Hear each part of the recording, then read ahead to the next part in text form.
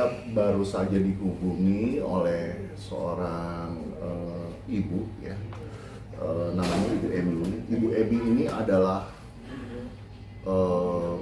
pasien pejuang kanker payudara dan sudah divonis stadium berapa? 3. Stadium 3. Nah, ibu sekarang usianya berapa? 50, jalan 54. 54 tahun, pasien kanker stadium 3 payudara ya. Dan pada saat ini Ibu Emi juga memiliki anak berusia 19 tahun yang berkebutuhan khusus ya. Berkebutuhan khususnya seperti apa Ibu Emi? Anak saya itu lahirnya dengan gagal jantung, PDA, PSD. Habis itu suka sakit, sampai saat ini 48 kali masuk rumah sakit. Waktu 2,5 tahun dia kejang-kejang, minum obat kejang, sehingga kena saraf otaknya sama saraf-sarafnya lah. Sekarang udah 19 tahun itu apa-apa masih dibantu, terus nggak bisa bicara. Otaknya pun kalau kita ajak ngomong kadang connect, kadang enggak. Oke. Lalu yang sudah diambil area bagian mana? Payudara saya sebelah kiri. Sebelah kiri ya. Dan sekarang masih menjalani kemoterapi. Sudah selesai kemo, saya sudah selesai radiasi, sudah selesai, tapi tetap saya harus menjalani kontrol. Sakitnya itu harus kontrol. Ya. Oke. Bagaimana Bu perjalanan Ibu kok bisa sampai menghadapi berbagai kasus yang Ibu laporkan ya? Ya.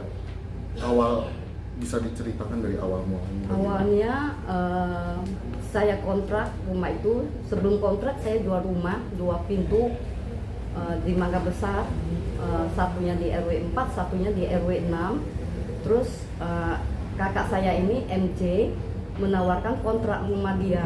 Kontrak, terus saya bilang setahun berapa? 6 juta. Dia bilang 6 juta, tetapi setelah saya masuk dia nagih sama saya itu 33 juta. Itu nggak ada kwitansi juga. Penyewaan tidak pernah saya lihat kwitansi. Akhirnya di 2012 saya kontrak, habisnya 2014.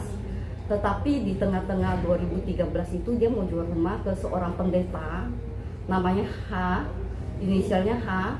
Pendeta itu udah sempat datang ke rumah saya lihat, permisi saya mau lihat rumah. Terjadilah nego, tetapi mungkin nggak ada kecocokan harga.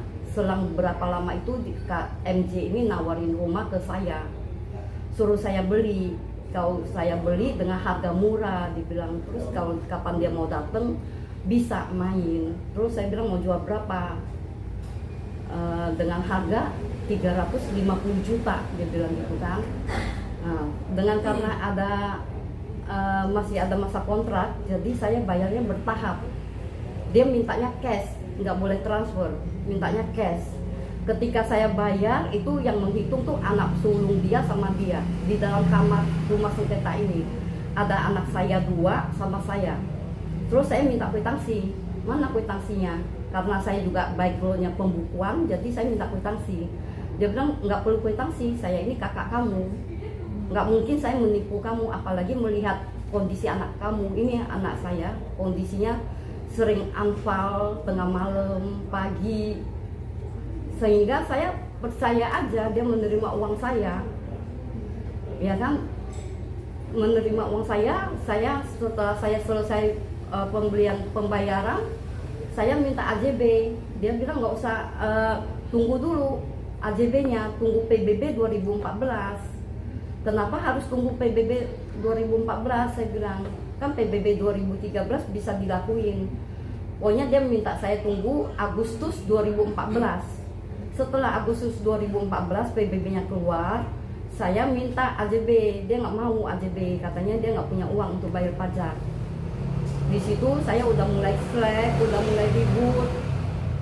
Kakak-kakak saya udah mulai mediasikan. Terakhir kakak saya yang nomor 7 di atas saya persis itu mediasikan, terus supaya hak saya itu dikembalikan, tapi dia nggak mau. Oke, Ibu maaf sebentar. Jadi setelah Ibu membayarkan ibu tidak mendapatkan apapun, maksudnya kayak bentuk surat? Nggak ada, dia nggak mau kasih kwitansi pun, dia nggak mau kasih, nggak mau kasih saya kwitansi karena katanya percaya aja saya kakak kamu, nggak mungkin nipu. Tapi rumah itu sudah bersertifikat kah? Belum. ITP? Saat saya beli belum ada sertifikat. Dia bikin sertifikat 2019, baru saya tahu ini ada sertifikatnya itu 2019 dengan dugaan pemalsuan data, menguasai fisik dan tidak dalam sengketa. Sedangkan fisik saya dari 2012 sampai saat ini saya yang menguasai. Kalau sengketa saya dari bersama dia dari 2014 sampai saat ini saya sudah bersengketa. Ada sertifikatnya, nanti saya tunjukin. Oke, ya. Oke, Bang, dari persoalan ini, mungkin seperti apa sih Bang yang akhirnya sampai pada proses panjang pelaporan polisi? Ya, jadi di sini yang saya soroti secara dokumentasi dan kearsipan, Ibu Emi ini lemah, ya, tidak memiliki, hanya memiliki bukti invoice penerimaan uang, ya. Iya. Sedangkan untuk sertifikat dari tamu itu sendiri sudah Ya. dibalik nama ke pihak terlapor dalam hal ini. Nah, tapi di sini ya, di sini ada winning point yang saya rasa cukup bisa dijadikan alat bukti baru dan sebagai materi bahan laporan baru, yaitu dokumentasi tentang penganiayaannya di sini. Nah, Ibu waktu itu mengalami penganiayaan ini kapan? Boleh diceritakan? Yang melakukan siapa? Gitu. Ini yang penganiayaan ini 15 April 2022. MJ sama anak yang nomor 2 itu ke rumah saya. MJ ini kakak saya. Inisial ya, Ya. bukan nama asli ya, Bu. Ya, MJ ini inisial. Ya. Ke rumah saya mengatakan saya ini bukan jual rumah kasih kamu itu 350 juta. Saya mau jualnya 1,3 M. Dia bilang gitu, terus kamu aja, dia bilang saya jual rumah ke Amet itu sebelah rumah saya 1,2 M.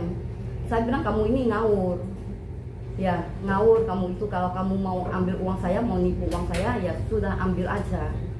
Setelah itu dia ngomong saya maling emas dan berlian mertua saya. Dan dia yang kasih kami makan selama 5 tahun. Bilang laki saya pengangguran. Akhirnya anak saya yang sulung itu menjawab MC dengan keras. Papa saya nggak pernah nganggur. Selama saya hidup, papa saya itu terus bekerja. Mama saya itu nggak pernah maling emas dan berlian nenek saya, popo saya. Karena emas dan berlian itu adalah pemberian popo saya.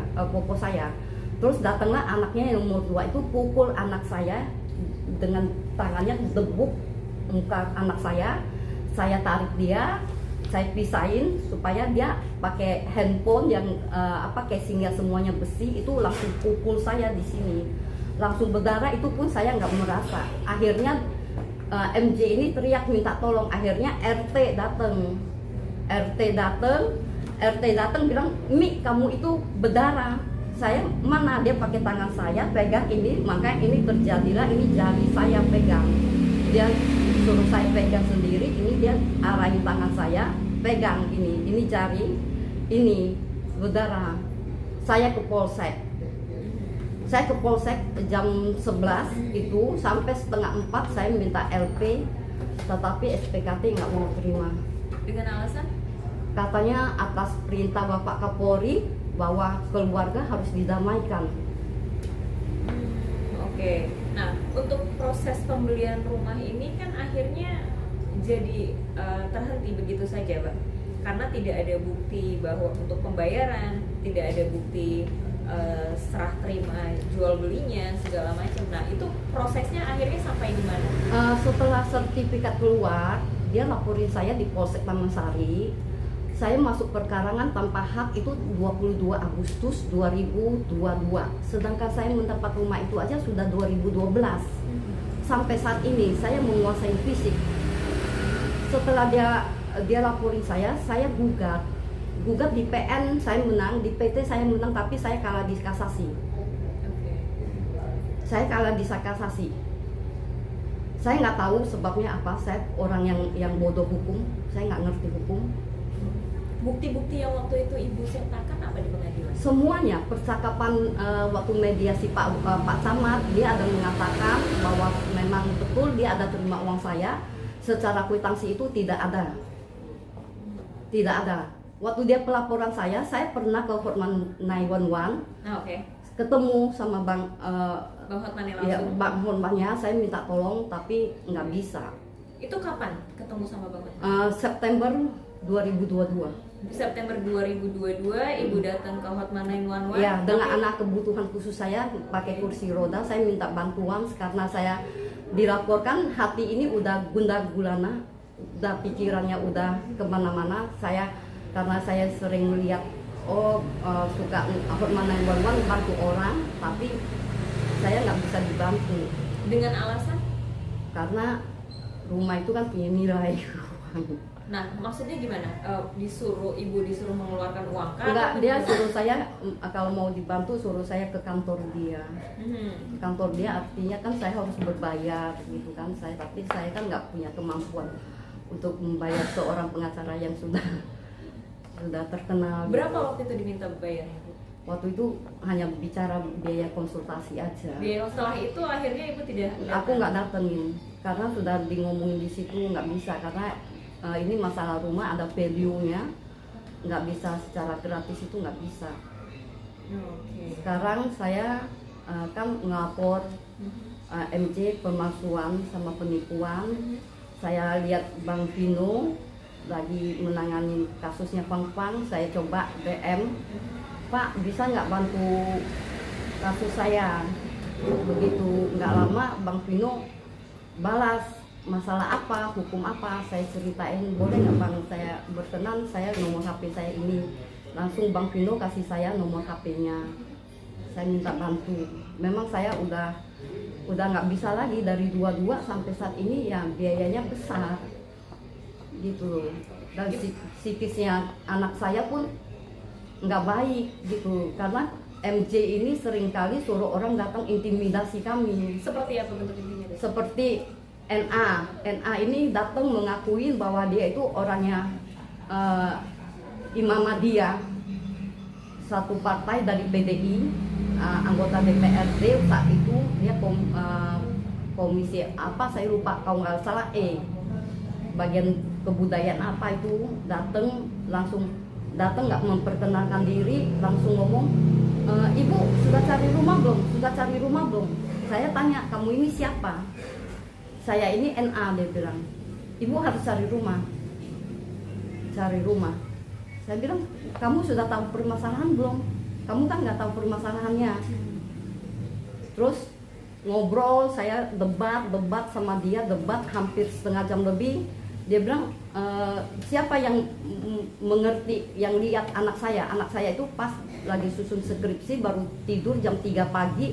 Akhirnya saya bangunin anak saya bangun, dia bicara sama NA ini. Anak saya bicara sama NA, lalu jelasin memang ada terjadi pembelian, memang ada. Bunda, anak Bunda ada berapa? Ada dua. Ada dua, yang berkebutuhan khusus, anak yang kedua. Yang kedua berarti yang skripsi ini yang tadi jadi yang bicara sama ibu anak pertama ya? Iya, anak pertama. Oke. Ya, habis itu setelah selesai ngomong sama anak saya, jadi dia tanya anak saya maunya gimana. Anak saya bilang ya kembalikan hak kami sudah bayar. Nah, habis itu sebelum itu inilah terjadi pemukulan anaknya ini, salah satunya. Terus ada lagi suaminya datang mau pukul saya dengan memaki saya dengan kata-kata kebun binatang. Banyak orang datang itu, ada RT, ada Bimas, itu semua yang datang. Ada. Habis itu ada lagi sempat nanti saya kirim ke Bang Pino, dia suruh orang Citra kelurahan pakai baju propos datang ke rumah saya dengan ribut dengan saya, jendela rumah saya diobok-obok sama dia. Pecah? Enggak, dipecahin Bang. Dipecahin sama ini ada alat buktinya, dipecahin. Terus akhirnya saya tunggu jawaban dari dia, permintaan maaf yang orang datang tersebut. Akhirnya saya berdoa sama Tuhan, aku ini udah capek Tuhan, apa yang harus kulakukan? Tuhan bilang posting itu video itu di TikTok. Saya posting jam 1 pagi, jam 7 pagi itu sudah viral bang. Oh, ada videonya nanti? Ada nanti saya kirim. Nggak tahu. Ada viral itu. Habis itu saya banyak DM dari polisi Mabes, dari Polda, dari Polres nanya saya gitu. Akhirnya dipanggil sama Propam, dipanggil sama Polda, Mabes, sama Kapolres. Akhirnya orang ini semua itunya atributnya itu dilepas bang sama Propam. Dari hari Selasa baru dikembalikan hari Rabu. Ini ada juga surat pernyataan dia gitu loh. Saya capek. Surat pernyataan apa Bu? Bahwa dia itu ada kesalahpahaman, padahal sebenarnya bukan kesalahan pahaman itu. Sebenarnya dia disuruh datang sama MC ini ke rumah saya. Tapi saya itu sering disudutkan ke keluarga saya bahwa saya itu yang suka ribut sama orang. Saya udah capek. Saya nggak pernah. Kalau saya nggak beli bang, saya nggak bisa tinggal rumah itu dari belasan tahun. Sedangkan kontrak aja saya bayar bang.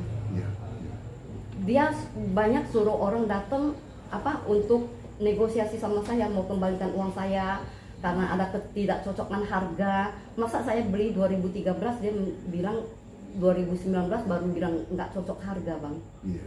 Tapi uangnya udah dipakai untuk beli mobil Freed warna putih. Dipakai untuk beli Freed. Ini saya punya STNK-nya. B24 Itu kenapa Ibu bisa pegang STNK-nya? Kopi yang print aja saya minta tolong. Saya minta tolong foto di itu foto doang. Ada sebagian. Itu atas nama MJ mobilnya. Oke, Bu, kembali lagi ke rumah. Mungkin ada bukti-bukti atau berkas-berkas yang Ibu miliki terkait rumah tersebut?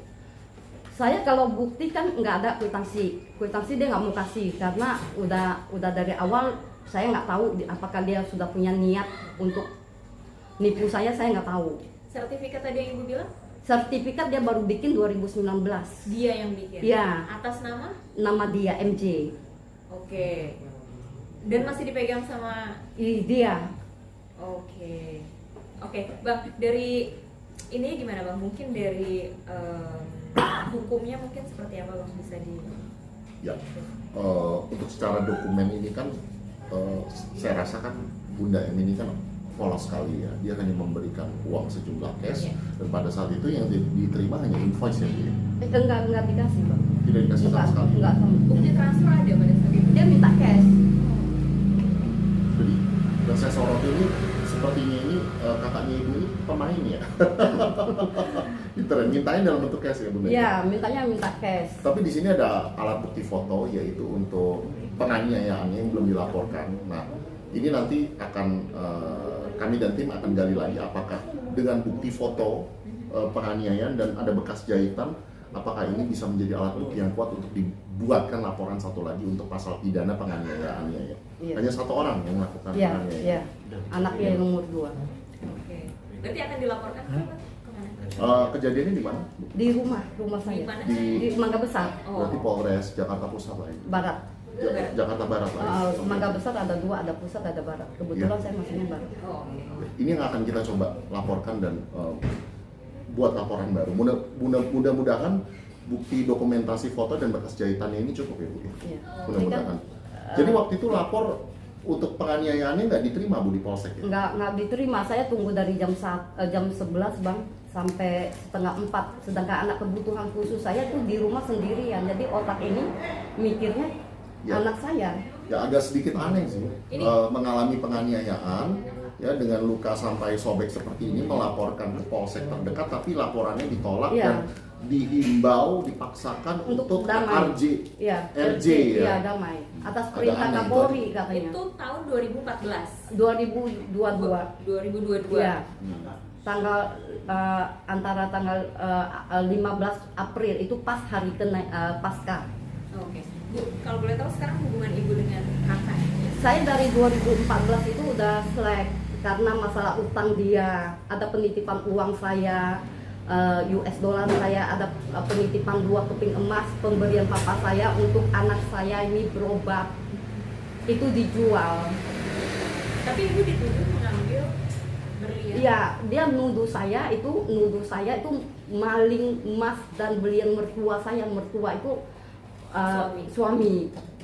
Jadi yang pemberian 2 keping emas itu dari papa saya almarhum. Waktu itu kakak saya yang nomor 7 bilang keluarin 2 keping logam mulia itu supaya minta izin sama papa saya untuk barang peninggalan mama saya itu kasih saya untuk bantu biaya berobat ini. Ternyata saya minta sudah nggak ada, sudah dijual. Oke.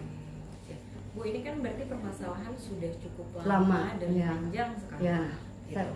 Segala usaha juga sudah ibu Ya, coba dan belum ada titik temunya, Ya. titik hasilnya. Ya. Yang ibu inginkan apa sih dari pihak keluarga ibu, menyerahkan seluruh mengenai rumah itu selesai, ataukah memang ibu menginginkan bahwa udahlah hukum pidana aja masuk? Saya hukum pidana sebenarnya saya pikirnya sudah cukup lama. Banyak yang orang yang ngerti hukum itu yang karena belum kenal, karena kasus ini saya banyak kenal dengan pihak-pihak yang ngerti hukum ya Bang. Anjurin saya melapor. Jadi saya ini cukup lama berpikir, dan juga anak saya yang gede, kamu ini lapor itu saudara sendiri, gimana pun dia mau nipu kita, biar itu Tuhan yang balas. Itu anak besar saya yang ngomong. Nanti kalau mama lapor, dia kalau masuk penjara, apakah mama tega lihat dia masuk penjara, nanti matinya di penjara. Tapi dengan lihatnya begini, dia waktu di pengadilan Bang, dia semuanya diduga pakai bukti palsu semua. Kwitansi palsu, ya kan? Kwitansinya itu kami nggak pernah lihat. Surat somasi yang nggak pernah aku terima ada. Semuanya itu hampir rata-rata dupliknya bohong, bahwa dia itu sudah berusaha untuk panggil RW mediasikan kami, padahal itu nggak pernah. Ya. Nggak pernah terjadi. Jadi aku udah capek. Jadi aku coba ke Polres yang tanggal 22 Juni ini, aku coba ke Polres. Akhirnya saya diwawancara dulu sama beberapa bapak polisi, sama termasuk wasidiknya. Jadi saya diwawancarain, ibu sudah pembelian, sudah bayar, sudah lunas, sudah kwitansinya ada. Dia nggak mau kasih saya kwitansi Pak, saya bilang. Akhirnya laporan saya ini diterima. Oke, itu tanggal 22 Juni 2026. 2026. Oke, gimana Bang? Saya akan coba bikin laporan satu lagi untuk pasal pidana penganiayaan, dan saya harapkan dengan nanti jika laporan pasal pidana penganiayaan yang diterima, ya kan berarti kan kita ada bargain power satu lagi nih. Jadi kan ada 2 laporan. Nah, sebelum ini diproses, jika ini sampai masuk ke penyidikan, ya mudah-mudahan sertifikat rumah tersebut dikembalikan ke ibu. Amin. Iya. Ya, ini mudah-mudahan ini bisa. Hopefully. Karena tadi saya tanya sama Dora dari foto bisa nggak? Dora bilang nggak bisa. Cuman let's give it a try, karena kan ada bekas jahitan juga Bu ya. Masih ada bekas jahitan, terlihat ya. Oke, Bang, ini kan sudah cukup lama ya Bang, dan Ibu bisa baru menemukan Abang baru ini lah. Nah, terkait kasus pemukulan ini sendiri, kalau visum mungkin agak sulit ya Bang, mungkin ada Udah sulit. Nah, ada langkah lagi nggak Bang, mungkin forensik atau apa gitu Bang, dari sisi hukum Nah, sendiri? ini nanti menurut rekan saya, nanti foto ini akan coba dilakukan lab forensik terhadap foto ini. Is this a natural photo atau ini AI? Nanti biar penyidik yang akan memutuskan. Tapi winning point-nya kan di sini ada bekas jahitan juga. Nah, mudah-mudahan ini bisa jadi peluru terakhir kita ya, Bunda ya, untuk mengambil sertifikat Iya. tersebut. Gitu. Saya cuma menuntut hak saya aja. Karena kalau untuk keperdataan kok saya lihat kok secara dokumentasi lemah. Terkait ini Bang, terkait saudara Ibu kan juga punya piutang ya terhadap Ibu ya? Ya punya ya Bu ya. Punya. Itu bisa juga digali kan Bang, terkait masalah utang piutang sendiri Bang? Jika ada tanda terimanya bisa, tapi dalam hal ini kan Bunda Emi kan tidak memiliki tanda terima sama sekali. Tapi di mediasi Pak Bimas, Pak Babinsa, ada rekaman dia memang ada pinjam uang saya. Ibu Berarti pegang itu tapi sudah jadi alat bukti kedua. Iya. Kalau jika ibu memiliki rekaman, lalu Iya. ibu memiliki kesaksian, ini adalah Iya. dua alat bukti. Iya. Jadi ini ada rekam, saya ada rekam pas waktu itu saya minta tolong ke Pak Camat, tolong mediasikan kami. Saya udah capek tadinya mau rumah itu dia kan belah rumah saya dari 10 kali 10 dia belah rumah saya itu jadi 2. 4 lah, anggap aja 4 kali 10 sama 6 kali 10. Yang 4 itu dia kasih saya. Yang 6 itu dia kasih sewain ke Agus. 1 tahun itu antara 24 juta sampai 27 juta selama 6 tahun. Ya kan? Selama 6 tahun itu waktu dia bongkar rumah saya itu, saya nggak ada di rumah, anak saya sekolah, saya bawa anak saya yang kebutuhan khusus ini pergi terapi. Setengah jam 7 lewat saya udah OTW.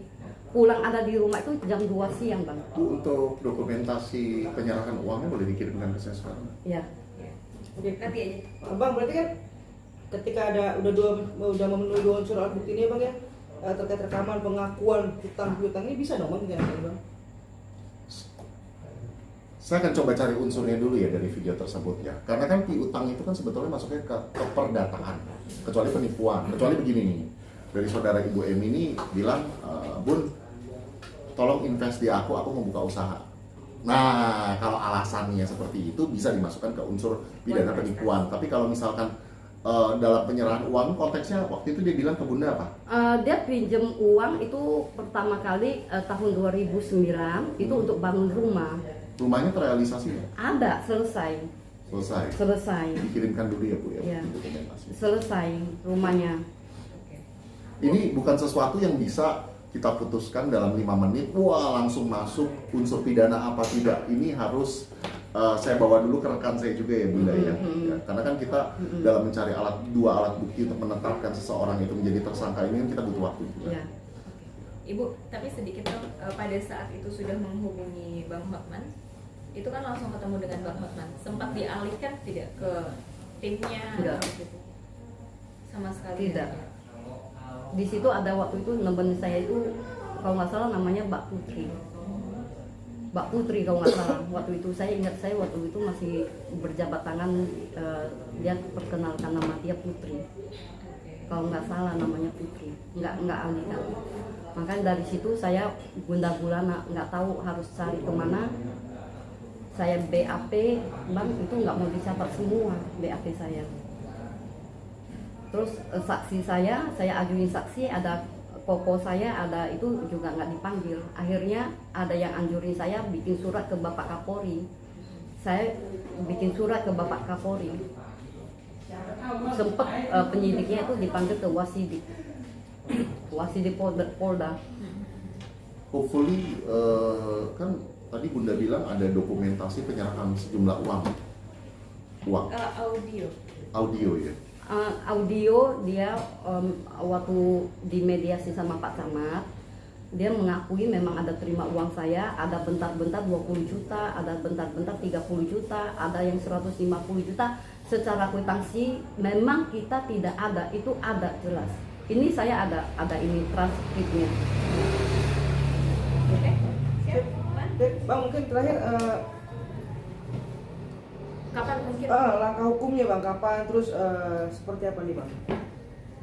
Bun, yang membuat Bunda selama ini akhirnya mau mencoba untuk meminta jasa pendampingan saya itu, dan Bunda mungkin merasa optimis dengan saya itu alasannya apa aja?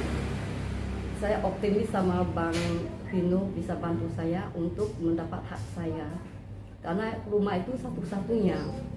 Sedangkan sekarang anak saya kan tulang punggung ya Bang, satu-satunya, bapaknya udah pensiun, tulang punggung. Jadi kan kalau mau cari rumah lagi saya nggak mau bebanin anak saya. Dia udah cukup stres dengan soal rumah, ya kan, soal rumah harus biayain kami gitu kan. Dengan sakit saya juga ada beban dia gitu loh Bang. Ada beban dia, pikiran, kesehatan saya, sampai dia ngomong gini, Mama nggak boleh mati dulu sebelum saya sukses. Saya harus nyenangin Mama dulu. Saya untuk senang-senang Mak tunggu waktu saya masih panjang tapi waktunya mama. Saya hanya berharap apa yang memang saya sudah bayar, saya untuk dapat hak saya kembali. Saya nggak merampas hak orang, Bang. Saya kalau nggak beli, saya udah lama diusir. Sedangkan kontrak rumah aja bayar. Saya berani bersaksi, berani sumpah demi nama Tuhan. Saya nggak pernah ambil hak orang, Bang. Saya justru saya pertahankan karena saya ada beli, Bang. Ada beli rumah itu. Iya. Saya berharap Bang Vino sama Kak Dora bisa bantu saya untuk saya mendapat keadilan. Saya udah coba minta, saya udah coba ke Bapak Ketua MA. Saya udah mengadu ke Bapak Ketua MA bahwa kakak saya ini memakai bukti palsu sama saksi palsu, Bang. Saksi yang nggak tahu, RT RW nggak tahu persoalan rumah ini. Saya udah capek, Bang. Saya juga udah ke Bapak Habibur Rahman, tapi saya belum follow up karena kemarin itu kondisi saya kadang-kadang drop, gemeter, nggak bisa jalan. Kadang-kadang otak ini hang sama sekali, nggak bisa berpikir. Saya nggak ada tempat pengaduan. Sekarang semua saudara saya blok saya karena masalah ini. Mereka bilang mereka udah capek. Jadi saya lihat Bang Vino waktu yang sama Pang Tuhan bilang coba DM dari story-nya biar cepet dibaca. Tuhan ngomong gitu. Coba saya ikutin ngomongan Tuhan. Saya coba DM Bang Vino. Saya nggak sangka Bang Vino sehambar itu bisa langsung respon. Padahal kan masalah saya ini nggak viral. Ya kan ada kadang-kadang orang mau bantu orang itu masalahnya viral baru dibantu. Tapi saya nggak sangka Bang Vino dalam sekejap bisa langsung balas saya bersyukur gitu loh. Saya berharap sangat besar kepada Tuhan sama Bang Vino sama Kak Dora bisa bantu saya mendapat apa yang menjadi hak kami. Saya akan coba gali beberapa alat bukti. Dalam hal ini kan Bunda Emi bilang ada bukti transkrip suara bahwa pihak terlapor ini juga menerima sejumlah uang. Iya. Ya, lalu juga di sini ada juga peristiwa penganiayaannya ya, Bunda Iya, ya. iya. Ya, saya akan coba menggali alat bukti yang Bunda Emi bawa ke saya dan kita akan coba membuat laporan-laporan baru atas peristiwa-peristiwa yang belum dilaporkan. Iya. Tapi Bunda Emi harus ingat, saya ini hanya alatnya Tuhan, tetap yang menentukan nanti keberhasilan perkara ini tetap Tuhan ya Bunda ya. Iya. Percaya saja Iya. Bunda bahwa Tuhan yang akan berjalan di depan kita ya Amin. Bunda ya. Amin. Bunda masih ada suami? Masih, Masih ya Bunda. tapi Oke. udah pensiun. Sudah pensiun ya Bunda ya. Ya, jadi saya juga meminta pada rekan-rekan media dan wartawannya untuk membantu Bunda Emi dalam menghadapi permasalahan kasus ini ya. Biar bagaimanapun kalian itu, rekan-rekan media itu adalah garda terdepan dan mercusuar dalam menyuarakan keadilan. Kami yang ada di sini sangat-sangat membutuhkan peran kalian sebagai garda terdepan dalam memperjuangkan hak dari Bunda Emi. Itu aja dari saya. Oke, Nah, tambah satu. Boleh. Tambah satu. Terakhir itu keponakan saya, anak dari almarhum kakak saya nomor 2. Tahu-taunya bisa telepon saya mau membayar saya dengan nilai 550 juta, Bang. Atas perintah MJ. Mau bayar saya 550 juta, saya nggak mau. Kenapa Bun? Kan waktu itu yang diambil 3,5 kan sebetulnya profit ya? Nggak profit, Bang, karena harga yang rumah yang sekarang itu udah di atas 1 M lebih. 1,4 Ya. nggak ada profit. Jadi Nggak ada kalau profit. 550 saya nggak bisa beli rumah lagi. Nggak bisa beli rumah juga, ujung-ujungnya nanti keluar kontrak. Iya, habis nanti uangnya. Iya.